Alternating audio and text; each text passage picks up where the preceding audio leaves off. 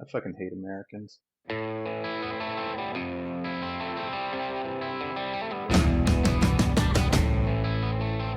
Hello and welcome to this episode of the Alien Familiar RPG podcast. I am Clayton.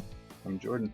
And I am Eliot. Before we get started, you can find show notes and more at alienfamiliar.com. You can email us at alienfamiliarmedia@gmail.com. We are on Facebook at facebook.com/alienfamiliar. And if you would like to help us out with supporting the show, you can do so at patreon.com/alienfamiliarmedia. So if you enjoy our content and would like to help us out with hosting costs, any help you would be able to give us would be greatly appreciated. And thank you for joining us today. Today we're going to be doing another Dicebag Disco. This will be volume 4 in the series, where the intention is that we're going to be talking about some topics that I personally didn't know whether or not we could do an entire episode on, but as the last one went, there are some topics apparently that I feel couldn't fill out a whole episode, but my co-hosts definitely disagree on that. So we'll just have to see how things go today. One of the things that I most wanted to talk about was language barriers in games, and that is because of a game that I am gearing up to start running this coming Thursday. We will have our first session for a game in which the player characters are brand new in a new land, and they do not speak the language. They do not have a method by which they can communicate with any person that they might meet who is there.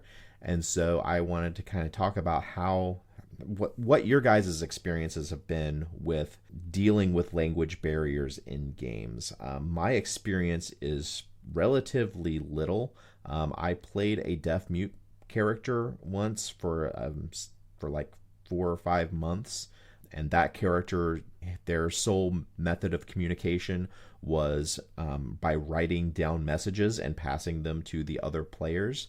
That got old very quickly, but I did my best to never say anything that my character was doing. Like, I explained what my character was doing, but when it came down to actual communication with other people, I only passed the notes. What are your guys' experiences with players who or in campaigns where there is a language barrier of some sort, either between the players themselves or between players and NPCs? When you Google language barriers in RPGs, or the first thing that comes up is a Reddit forum called Languages and RPGs are never fun. I mostly agree with that. Languages are just one way of gatekeeping information in order to for the DM to give a particular person information or have a one-on-one conversation with a particular player at the table. I've seen a lot of times where, particularly like selfish type players, they take that and they run with it, and they love the fact that they get to have conversations with NPCs that none of the other player characters can participate in, and they intentionally never say, "Oh, I'm going to negotiate," or I'm going to translate for the other player characters this conversation. I have encountered that mostly as a negative. I've rarely seen it be anything relevant to the game, really. I mean, in D&D, you've got common, and nearly anything that's likely to talk to you probably speaks common. The only time that I think I've ever seen it come up as something interesting is if it is a barrier for something like lost lore or something like that. You know, you find a old scroll or a tome or whatever in some ancient tongue, and maybe the wizard has a spell that can translate it, or maybe not. But I think it used to be a bigger deal in games than it is now for a variety of reasons. But I don't particularly mind if a player whose character has a language that an NPC or a creature speaks that the rest of the group doesn't have. I don't care if they act as translators or not. That's, something between the group. I wouldn't want to dictate to somebody that you have to be the C3PO of your party because no one else took that language or whatever. Yeah, I mean, I think a lot of it just depends on, the way the type of game the DM's running. So, like in your typical D&D game, if the language barrier itself isn't part of the content or the goal, I think it's just problematic to, you have a choice there. It's like, well, if you have one player who understands and then nobody else does, then do they go to a side room or have a private chat just to then come back and translate? That sucks. That's dumb. I would much rather have, it be, okay, one of you speak it, great, this is what they say, and then just make it an assumption and leave it on the player. Maybe even ask the player a question like, are you going to translate for them, like word for word? And as long as they're okay with that, just moving with it. Yeah, I could see, that funny scenario that you see sometimes.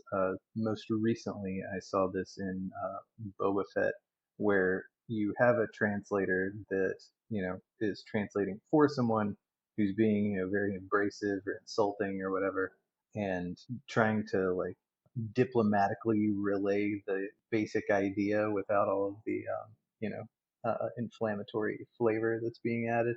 I could see that being funny if it's just done, outright as like a bit between the DM, the translating player, and the rest of the group. I could, yeah, that could be a laugh. But if it's anything like sensitive information, then that gets into the realm of, metagaming. And do you have a group uh, that will take advantage of information that the character shouldn't actually have? Do you need to jump into a side room? I mean, I don't particularly want to hear that my stuff that my character wouldn't know, just so I don't fuck that up. But it gets into some trickier things related to all that. But I could see it being funny. Yeah, most of the times where I've seen it played off, it has been for humor. I don't think I've ever been in a situation where it has been an intentional hurdle for the player characters to find a way to overcome. I'm thinking about like the scene in Dances with Wolves where Kevin Costner's character is absolutely struggling to convey anything to these new Plains Indians that he has just learned are his neighbors and have come to spend time with him to see what he is about. Like that entire interaction of them just introducing themselves and getting their names across was a challenge in that movie. And that's the kind of thing that I want to emulate in some way in this upcoming campaign, where there is absolutely no commonality between you guys and the native population that you are there with. Like you're going to all be humanoids, but that's probably going to be the end of the commonalities. Your cultures are going to be completely different, and it's entirely possible that the thing that you think is a name that you are picking up is not a name. It could be just a common word that is used, and then that can lead to further problems of communication down the line. And that's the type of thing that I'm trying to figure out how I'm going to handle in my game, and I'm really not coming up with hardly anything. I don't want it to just be okay, you make a smarts check in order to determine whether or not you can convey the information, and then the person you're talking with, they also make a smarts check to see if they understand it properly. That is absolutely not how I want to do this. And the fact that this game is going to be over Discord is going to be adding another layer to the issue, because we won't have the ability to use things like a lot of the gestures and things. I'm contemplating whether or not to bite the bullet and attempt to do video for at least some portions of it, just to be able to convey more than just the sound of our voice over Discord. Yeah, that's exactly what I was just thinking. That's going to be really tough because the only times I can remember like really committing to this kind of thing in a game was at a table, and if the verbal component is not an option for communication, then you have to go to the somatic component, I guess, or in game sometimes I remember describing stuff that I would like draw in the dirt to try to convey an idea to somebody. But I guess part of the thing is, what is the purpose of this? What are you trying to get out of it? So like in old school D&D, there was this rule that any semi-intelligent or better monster would have like a 20% chance, I think off the top of my head, of knowing common, be it a troll or whatever. Um, that was thrown out there as an opportunity to try to negotiate with a creature from time to time and maybe avoid having a fight. And that's also why characters got so many different languages in old editions of D&D. So that works into the overall game loop of combat and treasure acquisition and all that. Like that's a shortcut out of depleting your hit points and spells and whatever. But what are you wanting to get out of this communication, Clayton? Is it just a simulated, kind of pure role play experience, or is there some game component that you're trying to do here? Or what do you want out of this? I want this to be an almost purely role play opportunity to and this goes into the some of the themes that I'm wanting to play out in the game, where we are in a lot of ways just replicating the discovery of in our on planet Earth, the discovery of the New World and the settlement of it by Europeans. I This entire campaign is built around doing a version of that in microcosm over the course of your human characters' lives, and that's something I've never been able to play in a game before, and I'm really fascinated by the possibility of going through in a role playing game all of those struggles that early immigrants into the U.S. or what became the U.S. experienced whenever they in that time period, because it is an absolutely fascinating time period, and I don't think it gets a lot of play in role playing games. If that's the case, I think that you need to gamify it in some way, because us just sitting there, miming at each other, isn't going to work very well, and is ultimately just going to be, some arbitrary bit of information.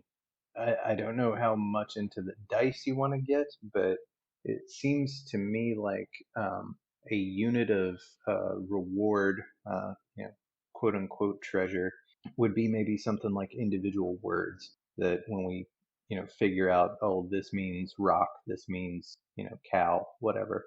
Um, and then maybe we could start like assembling a list of vocabulary to interact with people, something like that. Maybe I'm just like grasping for how to try to make this some kind of tangible game experience that actually has some feeling of progress to it, or failure.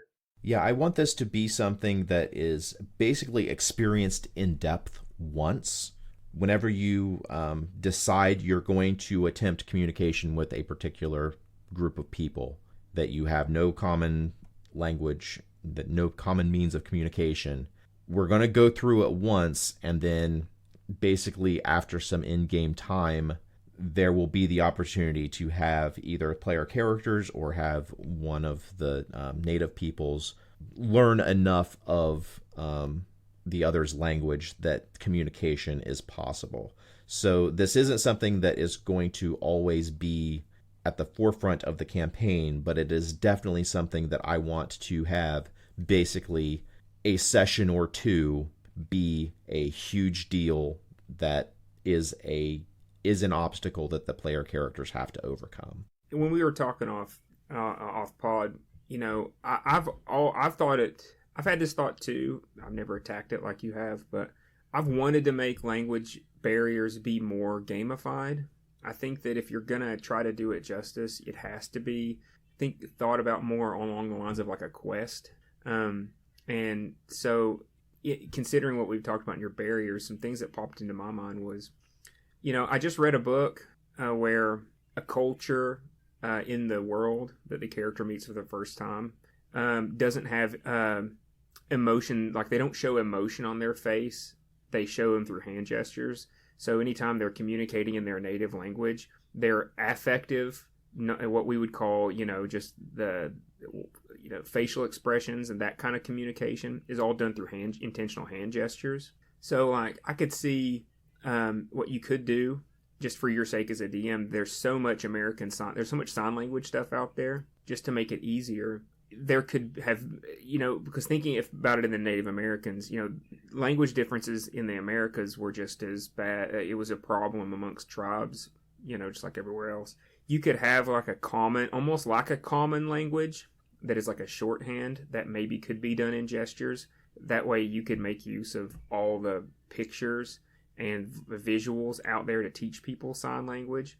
And then like as a mini game over the course of sessions, the players could build up a vocabulary, and you could set an arbitrary, because that seems like it'd be very long and in depth, but you could even set like a line. It's like once a certain number of, once the players learn to, maybe instead of saying they learn dog, you might learn, nouns. You know what I mean? So that as the DM over the course of a session, it's like, okay, well, by this point, the players have learned, enough of a lexicon to have the majority of nouns. So every time you talk, you could say, wigwam, wigwam, duck, wigwam, wigwam. And then you might learn, I don't know, what is danger? It's not a verb, is it an adjective? Danger can be a noun. Yeah, so, something like that. You could, like, break up certain types of language into baskets, and then the players could, over time, in your mind, gain those. And then as you communicate with the players, you could do that. And you could even, like, fill in the blanks you think they've earned until they just know the language. That would be a way to gamify it.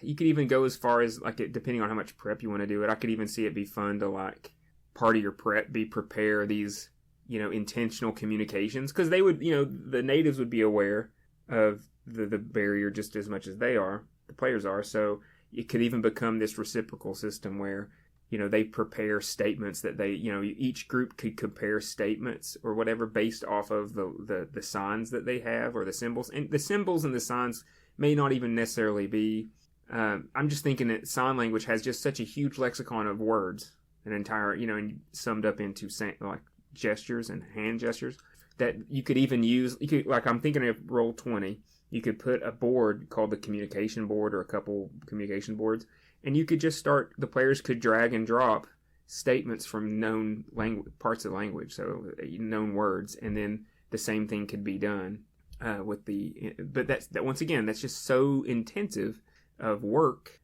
It would be difficult, but I think stuff like that would be fun. I think it's worth trying to do to make it a more gamified system, but who knows how it actually works out in practice. Yeah, I do imagine that at some point during this communication, they are going to people are going to try to draw, like in the dirt, stuff like that. So using the Roll20 map to allow players to just draw on it, I will absolutely allow. But I will say right now that if anybody draws a penis on the board, that is happening in game. So prepare for the consequences. How do the natives feel about penises? I must know. Ancient Romans love dicks. They're everywhere. Clayton, with this translation, attempt, just so I get this in my head right, are you looking at this as being something that comes up occasionally, or is there going to be one like Darmok and Jalad at Tanagra breakthrough moment, and then it's not a problem anymore? Absolutely, Darmok and Jalad at Tanagra. His hands open. Okay. His sails unfurled. So is this going to be something that happens, do you think, multiple times with different types of natives that we might encounter, or will this be something that happens early in the game, or will this be something that happens repeatedly? I'm not going to have it happen very many times. My plan is to do it in like maybe a couple of sessions, and then basically you've earned the trust of whichever tribe you're talking with, and you have been able to communicate effectively enough with them that they're either one of you guys or one of them are starting to learn the language, and then I will be using downtime activity to explain away you taking the time to tediously learn the other language, or vice versa. So once you have that basis, I am definitely planning on having there be some sort of not necessarily a full common language among the natives, but there is definitely going to be basically some something that exists to facilitate trade. And this is going to be something that we interact with as role play. There's no, you said you don't want us to make a smarts roll, so our sheets are just like all of our stats are completely irrelevant to this particular challenge. Am I understanding you right? What I don't want is for there to be a single smarts roll on your guys' part and the other people's part to determine whether or not the entire conversation is communicated. I'm still working on how I'm going to break it up. I definitely do want to allow for different things to influence, like the game mechanics to influence, like conveying. I mean, just learning how to convey that, like effectively, that these concepts are bad, these concepts are good. Using things like intimidation and persuasion in order to convey those very base concepts in order to start to have a basis for the language that you're going to use in common. Well, now it's starting to sound like a skill challenge. Is that more like it then? That's more like what I'm aiming for, but I want for there to be role playing until the point where, okay, that's enough. Let's see if this goes across the barrier of language, and then I'll call for some rolls. You want to work in a different topic? I think we've devolved this topic into getting close to spoilers in your game. I don't want to really know anymore. To be honest with you, I'm getting kind of excited. Well, what happens, Clayton, when we're trying to decipher this language and we become very myopic as a group and simply can't see the obvious solutions to this communication problem? At that point, I will say, fuck you, stupid ass players. I've had enough of your shit. Just play the fucking game. It's not that hard. Just do it. It's right in front of your face. It's right there. How many times do I have to say it? We should probably all just lose a level. I'll take away your most recent advance. For those of you who aren't picking up on the joke, that's our second topic segue. Woohoo! So just to clearly state what this topic is, I have it written down as dealing with when the player characters and ultimately the players as well become myopic and can't see a quote obvious solution. My experience with this is mostly when the DM has some sort of high level understanding of what is going on and the DM is able to see solutions and put points together that the players themselves either have missed or forgotten, or maybe the DM just didn't convey it as well as he thought he did, and the information really isn't obvious. So this can be a pretty big topic. There's some different levels here. What are your guys' experience with this? Like, have you been DMs and you've been in a situation where you are just sitting there frustrated because the player characters can't understand the next thing they need to do, and you can see in the characters and the players' faces that they are frustrated and they are just grasping at straws as to what they need to do next? Have you guys been in that situation? Yeah, I'm thinking about this ahead of time. I think there's two different ways to look at it. It's like, I feel like as a DM, it's a part of the fun for players to kind of be at a difficult decision point and like have to labor on it. Only if like you've given them 3 doors, and not literally, but if you've given them 3 plot hooks, 3 avenues, and they clearly have identified those 3 avenues, and they just aren't sure which way to go because of their own indecision, that's fine to let them hang. As long as they clearly, as the DM, you can see they've got all the information that you wanted to drop. They see the pathways, and they're just having a hard time coming to the, figuring out which way to go or what would be the best, or just logicking out which way would be the best. I don't think there's anything wrong with that. But it's just whenever you've given them 3 doors and they don't see any of them, you know what I mean? And they just don't see any doors. They clearly don't know which way to go. They aren't picking up on any of your clues. At that point, you as the DM have to wonder, well, clearly I've done something wrong here, and step in. What do you think, Jordan? I relatively recently had to deal with this exact problem in our Dungeons and Dragons game at that Temple of Farlangen. My frustration there was not that people weren't picking up on obvious clues. There weren't really obvious clues. There were a few clues, but I mean, it was, intended to be a very weird alien kind of situation dealing with, ancient arcane mechanisms and all the shit that's supposed to be just incomprehensible to you. But the thing that frustrated me is that I had that puzzle set up so that the only prerequisite for solution was that everybody be participating in attempting to decipher how the thing works.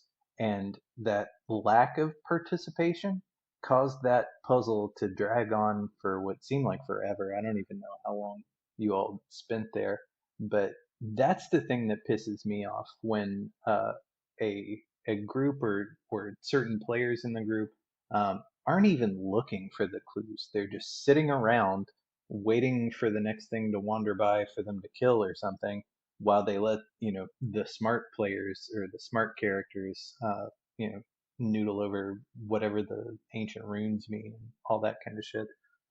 Like, I don't know, there's a certain amount of participation that I think is expected of player characters, and that's the stuff that gets under my skin. Let me play devil's advocate here. What if I was playing one of the, like, basically a dumb barbarian who just doesn't understand arcane, doesn't understand magic, doesn't believe in Farlangen, doesn't care anything about this thing here. Or there's a particularly smart wizard NPC who basically tells everybody in the party, "You're a bunch of dumb idiots. Don't touch this." Yeah, that's true. There's definitely an NPC that was a bit of an asshole. That's how the NPC is written, by the way. That's not really my fault. That's just kind of the character that was there. I wanted that character to be there for other reasons, but I take that point. But I don't know. Like, eventually, after so long of waiting around, I would expect, a barbarian or whoever to be fed up with the nerds who obviously can't figure it out and start trying something. And part of this is also one of these like that's a bit of a my character wouldn't do that kind of argument, because at the meta level we're all playing a game here, and players should recognize this and do something to interact with the game, right? Yeah, I mean, this is and like you said, Jordan, you were running an old ODD, very like one of the first modules or whatever. I have not personally ever tried to do anything crazy with a puzzle, and I don't even remember how that resolved. I don't even think it was necessarily a puzzle, but a lot of times, get me back on track here, Clayton, if this is too far from the topic. But when I think myopic and can't see obvious solutions, it's like I'm in terms of, say, a puzzle. What are some other instances where players can get myopic, where they having to determine how to find a lead or follow a lead? I could even see like a problem being like, say I'm the DM and I give them essentially you need to go talk to the hand of the king to get to that would be the best place to start to pick up on this lead. And then the players go, well, yeah, but we left that thing hanging back in the previous town, so can we just travel about a week back that way first and then go completely in a different direction? Is that kind of those phenomena that you're trying to describe about myopia? Or is it just literally they're just not picking up on what you're putting down? There is another form of this that I've encountered a couple of times, and that is, Jordan, you giving the example of an NPC who's just kind of an asshole. Like, I have been in games where I've had an NPC make an offhand mean comment toward the players, and oh my god, the player characters want to fucking kill him. Yeah. He is the cause of all of the world's woes, and he is the ultimate mastermind behind this scheme that is happening, and we need to pin this on him because he is guilty, because he's an asshole, and we need to throw all of our resources into focusing on just this guy, and damn any of the information that the GM gives us that tells us that he has nothing to do with it. That's all obfuscation. He's trying to throw us off of his trail. I did that once in a game. Poor guy. I didn't learn till later. The DM tossed in this. He was playing a game but set in the Final Fantasy world, and he apparently really wanted to like introduce this famous character from Final Fantasy. So he brought him in as like he had some information he was going to give to us, and he like as a helper. But he was a total dickhead to the party. So I was playing a wizard. I turned him into a turtle, and we were on like in this like giant tower. He made some offhanded like dickhead comment to me, so I was like, "Fuck this guy!" I turned him into a turtle and tossed him out a window. And like that, apparently, he talked to me. I didn't know until afterwards. But apparently, that totally like, fucked up his plan for that game session. Oops. Yeah, I think that's kind of a bit of a bullshit move on a player's part. I'm sure I'm guilty of doing this, but if you can't, as a DM, present a variety of NPCs with varying attitudes and opinions towards the player characters, you're just going to get this long stream of blank NPCs with various skills that are apropos to the situation, and all of them are just kind of like vaguely helpful for no reason, waiting around for an adventurer to move the world along. That's fucking boring. At the same time, though, I've definitely gotten super suspicious of NPCs and like got on people's asses.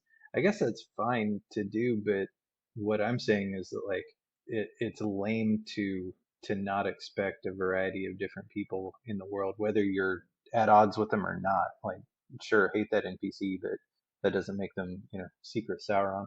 Well, I think that maybe this gets back on the topic a little bit. Is that taking that my mistake as an example? One thing that I can say that could have been done better, and maybe to keep players from being myopic, we talked about this earlier, Clayton, is like kind of like foreshadowing.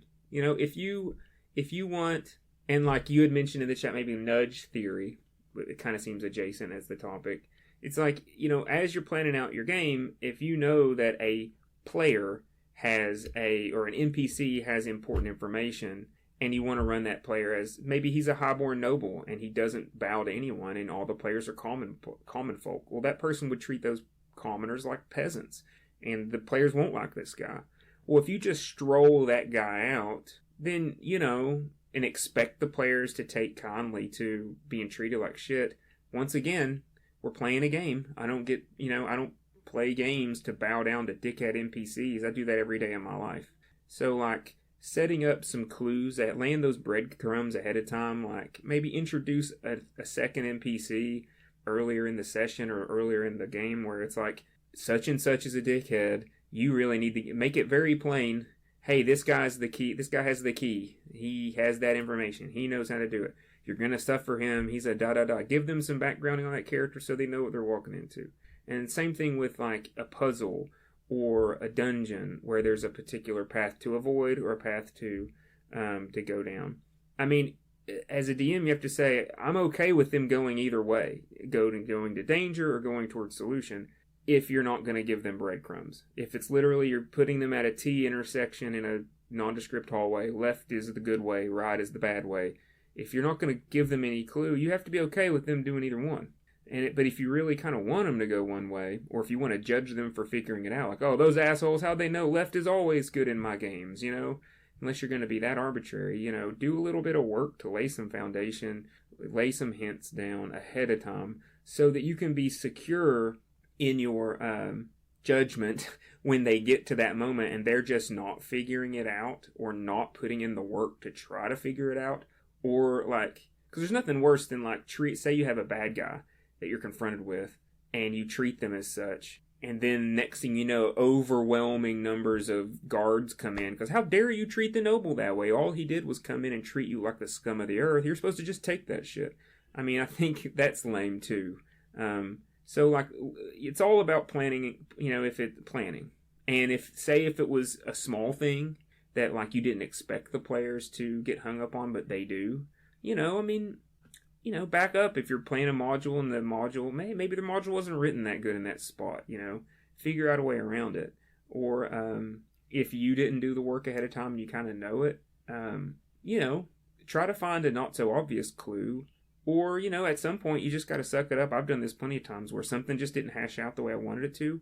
Oh shit, the dickhead wizard figures it out. Let's go, guys. Just get past it.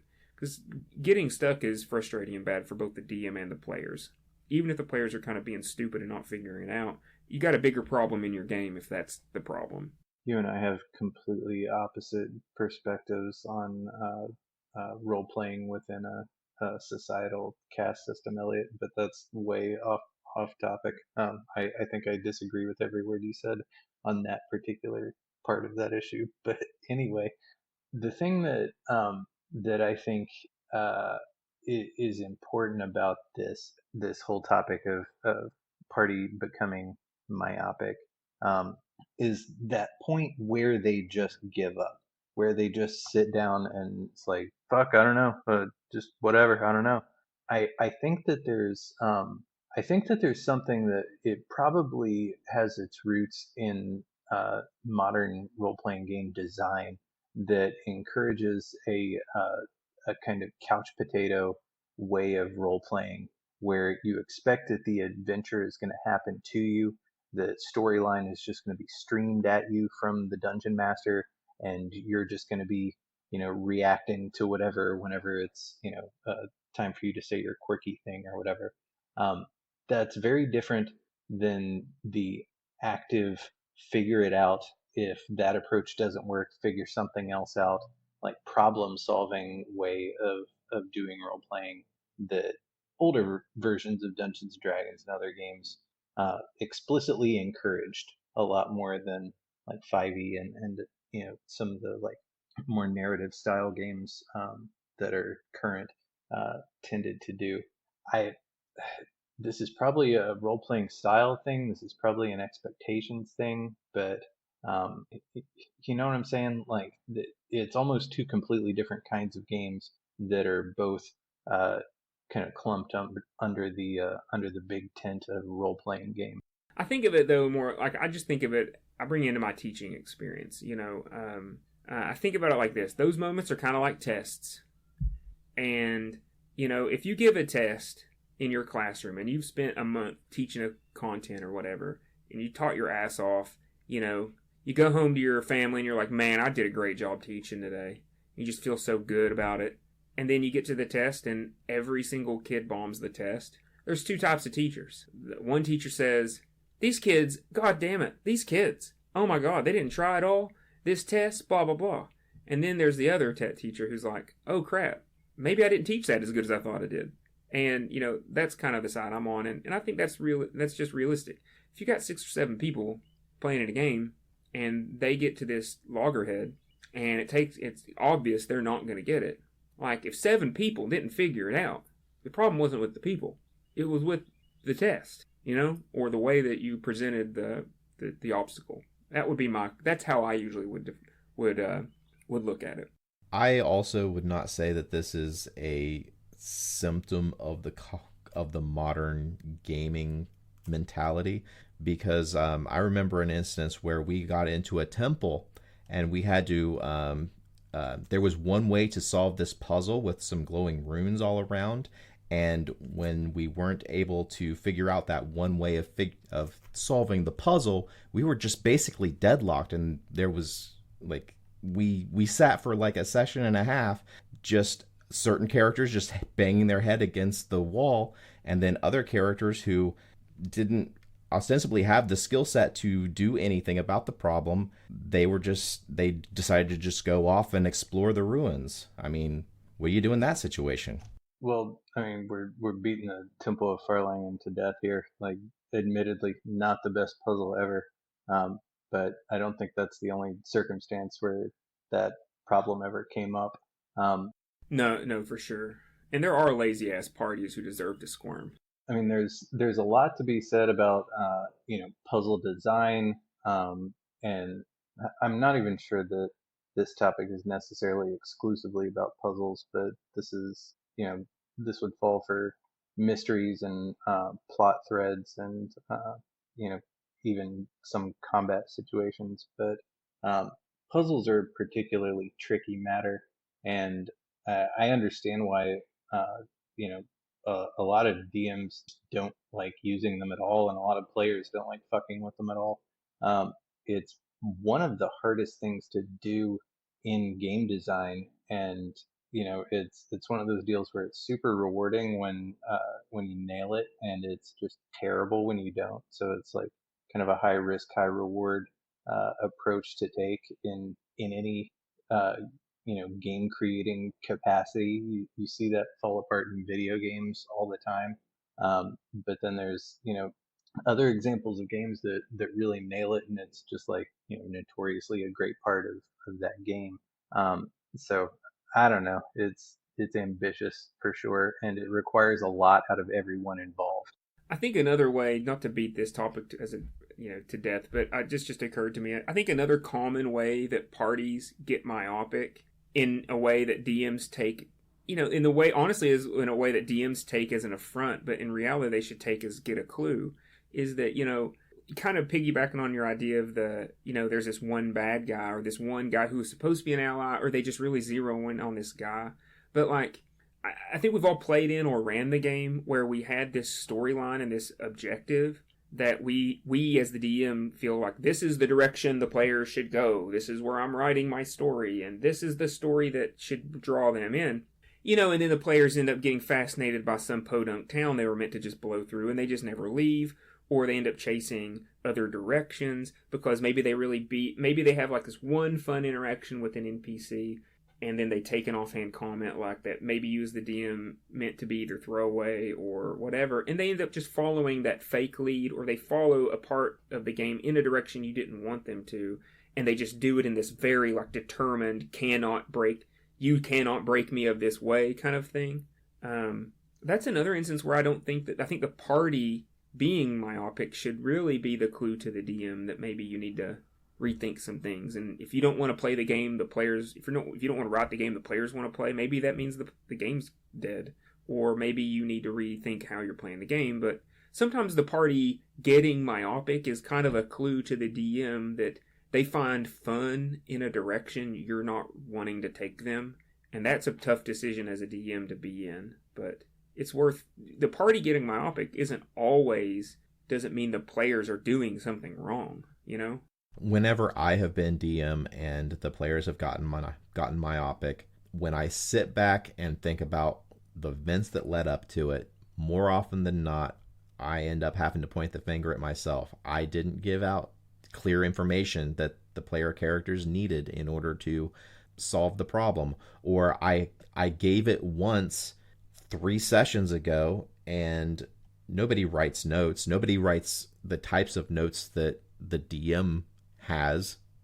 Nobody knows the mind of the DM to know which thing that a NPC says off the top of their head or off the cuff. Nobody knows what is going to be the important thing that comes back later. They don't know. If you're DMing right, they don't know the stuff that the DM is just making up on the spot and the stuff that the DM has planned out for the entirety of the campaign. There needs to be a lot more communication whenever something like this happens. Usually, in my case, it's been I as the DM need to communicate better with my players about the situation that they are in, but also the DM need to hear from the players where is the point where you're starting to feel frustrated, because from my perspective as the DM, the situation is usually things are going fine. Oh my God, people are just throwing wrenches. What in the hell just happened? And I think that I think we could if we move. I really want to talk about the successfully playing anti-heroes, and I think that shoehorns in well to the end of this discussion if I'm feeling it right. But a lot of times it can be worked through, because I remember not long after that session, me and Jordan had a talk, and I think in that particular instance, we as players didn't put enough forethought into what game we were playing. And sometimes it does take that when you're shifting away from say you play a lot of 5e and you're switching to another system, or you've played a lot of fantasy, you're shifting into a new type of setting. Sometimes the players have a hard time adjusting to. So when we came to that loggerhead at that particular puzzle, one conclusion I think was obvious was that nobody was playing the game. No one was running the game on the player side, which OD&D, the old version, definitely needed you to do. As a party, you're more of an active party in the original versions of the game. You're expected to be organized and to have a caller and you're very much more active than the games of modern days have allowed players to become. And so I think we had a discussion, and since then I tried very hard to keep the party on topic, and we've adjusted very well, I think. And so sometimes those instances can be solved just with a little bit of reflection of well, why did this happen? Oh, and once you figure it out, then it's natural growing pains of a game. Doesn't mean the game needs to be thrown away or whatever. It's just there's probably been some little miscommunication, and once it gets resolved, right? I think the part of that work, Eliot, is taking notes. Like Clayton was saying, nobody takes notes. That's a fucking shitty way to play a game. I mean, when I came up, I was taking notes all the fucking time. Somewhere I still have notebooks full of the campaign's notes that I played in. I still take notes quite a bit, not as much as I used to, because I think I've gotten better at kind of picking out those keywords and clues that the DM drops. But if you're not taking notes, you're just not fully participating in the game. And I think it's really bullshit to expect dungeon masters to, study modules, to have a world fleshed out, to have all the fucking game mechanic stuff worked out, to have NPCs created and monster encounters and the design of all of these encounters and puzzles and whatever else. All of that fucking homework. And player characters can't be bothered to jot down a few sentences of what the fuck's going on from session to session during the game time. How fucking lazy. That's disgusting. I'm getting pissed off just thinking about it. On another note, if your players, if that becomes a common problem in your game, I got a hint for you. Your game's fucking boring. Because I will say, and this isn't about your game, Jordan, because I've noticed that everybody takes voluminous notes now. And that's a sign. If your players are actively engaging in your game, they're taking notes, they're asking you questions, you're doing a good job. Sometimes players don't take notes because your game's not worth taking notes, because your game sucks. And I'm definitely guilty of that. If I have a character I don't like, my notes either don't exist or they slow down. Or if the game sucks, I'm not gonna do homework for you to write a shit story. On the other hand, don't get me wrong, I know the DM has more work, and good for you, but there is a bit of a collaboration too. So I would just add on to Jordan's comment, you should be taking notes. If you're not taking notes, you suck, or you're not liking the game. So either start taking notes, or fucking quit the game. I would argue that when you do take notes and do get that invested in the thing, that it results in a richer experience for you, because anything that you put more work into, you're probably going to value more. You're going to remember what's going on. You have something to reflect on from the previous session, because everybody works, everybody's got family, friends, all the various things that go on through a week between game sessions. This stuff falls out of your head quickly. But if you've got that to reflect on, that's it's gonna pull you back in and remind you, what you've been struggling for throughout the campaign up to this point, I think. I agree.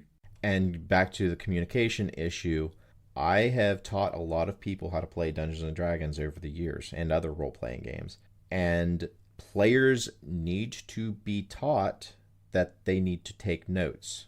That's not something that just players automatically know about the game. It's one of those core things about playing the game that is a skill that I have, over the years, I have noticed not everybody teaches, because not every DM has that mentality of that it is a requirement of the game. So if you are playing in a game where writing notes is expected, you should let the players know that ahead of time, that this is what this game is, and this is the expectation for the players in this game, because it's as much as it was in old school gaming an expected part of the game, it is really not an expected part of the game.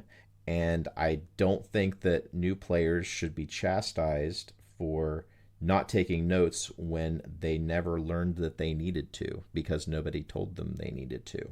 Pro tip, the best way to handle this, I think, in the softest, best possible way, totally love that Jordan did this. Maybe you were doing this from the beginning, but you've definitely emphasized it since the early days of this campaign, is create a shared Google Doc or whatever, a shared document where you summarize the previous session, but you as the DM don't do it. I love that you start that way, Jordan. We always start with an empty box usually, and like you're like, hey guys, what happened last session? I don't know. Take your notes, fill it in, and the players create that collaboratively from one game to the next, because not everybody's going to be on their game at the same time. One person might take great notes today, have a shit day at work the next week, don't even take a single note. But that collaborative recap moment is such a great way to start a session. I would like every game to be that way for the rest of my gaming career. I think that's a really good idea. That's one of those things that I really have to nag on about, though, because like I didn't mention it. I thought there was momentum going for a few sessions, and then I didn't mention it for a session or two, and nobody put anything on there. It's so weird to be in a position like this where you have to like push people to work on something collaboratively like this. It's a very weird position to be in, for me, and I think for anyone. As far as note taking and map making and all that kind of stuff, partially I blame modern video games for handling all of that. I mean, I remember playing like NES games and old like PC games and writing notes and making maps like as I'm playing the video game. But now, every game has a map, every game has fast travel, every game has your inventory list and whatever. And it's all just like right there, instant gratification. Yeah, I think the game would just be better if people put more effort into it, all around. I don't think that's a ton to ask. The democratic thing to do for everybody to, try to pull some weight. I think it's more socialistic, but that's just me. Fair enough. Democratic socialism. That's good. Do we have time for another topic? I don't know. It's been an hour, right? Just a couple of minutes shy of an hour. If we do geek things, that'll take us over an hour. Boo. It's up to you all. I don't care. I'm comfortable with the episode as it is. Sounds good to me. All right, then let's go on to geek things. I've got one geek thing and something else I want to mention. My geek thing is a book that I've been reading in prep for my campaign that I'm getting ready to start on Thursday. The book is 1491, New Revelations of the Americas Before Columbus.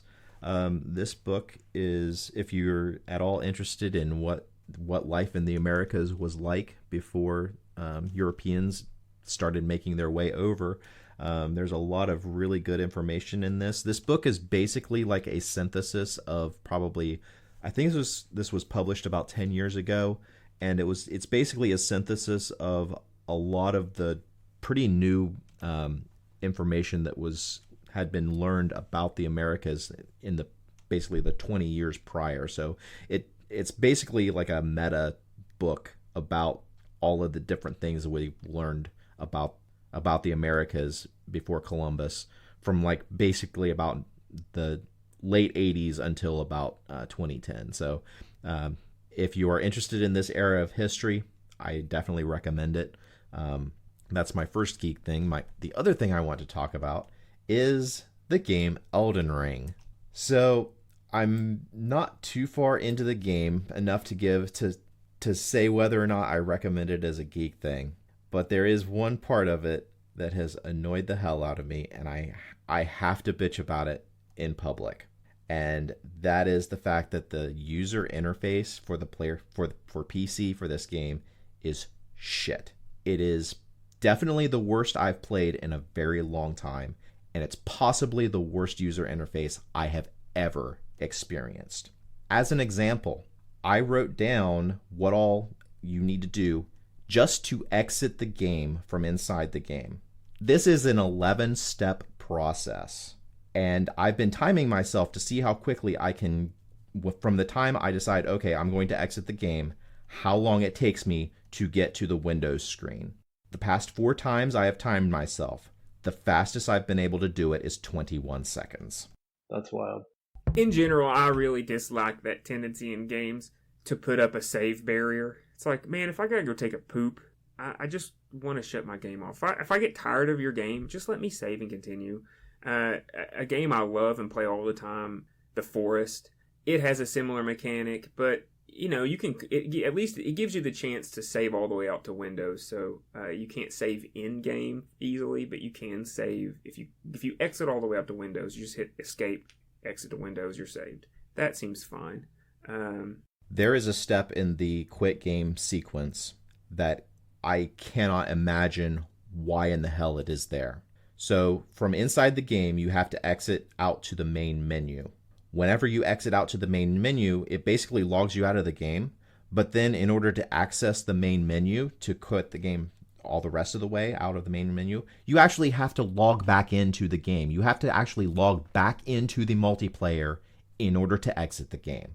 Oh, and on this similar topic, I have decided I will never play a game that requires me to buy a third-party piece of software too. I can't remember what was it. Apex Legends. There's a few of these games out there on PC where, like, if you want to play this game, you got to buy our proprietary in-game software that will then you have to open it, then launch it into the game, and then it launches you back out into that software, and then that you have to close that. So I hate that shit. Like, if that's the way your game is ran, Apex is like that. Several games I've played are like that. I don't want your fucking Bethesda software on my fucking computer. I just want your game. I want to load it and play it and be fucking done. If I have to buy even just download and then log in, because there's nothing worse than some glitch or some update bullshit that logs you out of that proprietary software, and then you have to, oh, well, I want to play this game right now. Oh, wait, I can't. I've lost my password. What's my password? Oh, I can't remember. I have to retrieve the password. No, fuck your game. I'm just not going to play your game anymore. Ugh, she drives me crazy. Clayton, was that game one of those like rush to market deals like Cyberpunk? Like, are they still trying to fix this in post updates? I don't know. This game is incredibly popular right now. I've been seeing it everywhere. It's basically a Dark Souls clone, and it's made by the same company that made Dark Souls. The thing that's different about this game is that it's an open world. So if you like Dark Souls and you like open world, it's probably going to be right up your alley. If you don't like either of those things, or you really don't like one of those things, do not buy this game. I'll go next. My geek thing's pretty simple. So anybody who's paying attention to the world knows there's a war in Ukraine, but I've been surprised that a lot of people haven't picked up on the history of the president of Ukraine, this very charismatic guy named Vladimir Zelensky. He's the president of the Ukraine at the moment. It may not exist by our next podcast. But anyway, this guy was a television actor / comedian in his pre-presidential life. And he got famous in Ukraine by playing the role of the president of Ukraine in a show called Servant of the People. And the show was hugely popular in the Ukraine, and it was so popular that he was able to parlay the popularity of the show into creating a political party based off the show, and then winning the election. The premise of the show is that the guy, the main character, gets caught on camera ranting about the corruption of the government. He's a school teacher, and one of his students posts it on YouTube, and it goes viral. And then his students raise the money to put him actually on the ballot. And the next thing you know, he gets elected president. And the show goes on from there about how bizarre, how corrupt, how he basically goes on to fight corruption because he's this idealistic guy in a very corrupt government. It's hilarious. Netflix has posted it, the first season, on Netflix. And aside from all the political stuff in the real world, it is just a really funny show. If you really want to get to know what's going on in Ukraine right now, it seems like that's as good a way as any way to get a crash course in how shitty the government has been that's led them to this impasse. But even if you just want a funny show, if you don't mind Ukrainian subtitles, I don't like subtitles typically, but I found myself having no problem getting over that. It's a fucking hilarious show. Hilarious show. I highly recommend it. Highly recommend it to anybody who would get a kick out of it. It's just such a bizarre thing to happen at the moment that the current president has a TV show of a country, has a TV show where he plays the president of a country, and it's a comedy. It's fucking really trippy. So go watch it. It's really fun. We are living in a parallel universe to where we were supposed to have been. I see more evidence of that every day. This sounds like one of those. I've got two movies that I want to suggest. In a previous episode, we talked about sort of post-apocalyptic games and like using nature as kind of an adversary that your characters are struggling against. I've seen two movies recently that do a really great job of illustrating this sort of thing. One of them is set in modern day. It's called Arctic. Arctic came out in 2018, and it's pretty much just Mads Mikkelsen the whole time. He's plane crashed somewhere in the Arctic and has been there for long enough that he's got a system set up, and he's like damn near self-sustaining in this like very rigorous schedule of fishing and working a radio and like doing all these little things just to maintain his life. But it's about him trying to get back to civilization. It's excellent. It is just an incredibly good movie. I would recommend watching that. A very, very similar movie set about 100 years earlier is this movie called Against the Ice, which has I don't know how to pronounce the dude's name. It's Jamie Lannister. It's Nikolaj Coster-Waldau, whatever. That dude. It's got him. It's kind of the main character, and funny enough, it also has Charles Dance in it. So you get two Lannisters in this movie, but it's set in like 1909, and it's about this Danish expedition to go either rescue or find out what happened to an earlier expedition to Greenland, and it's totally just a working against the elements kind of movie. But this one is fascinating because they're they don't have any modern technology whatsoever. They've got bolt action rifles and dog sleds. That's pretty much all they got. So one of those cool like last days of the age of exploration kind of films. I'd recommend Against the Ice, but that's all I got. Sounds cool. All right, guys, what do you say we stop this bullshit and start rolling some dice? Let's go.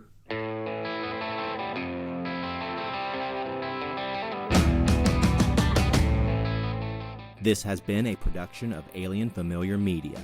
You can find past episodes and more at alienfamiliar.com.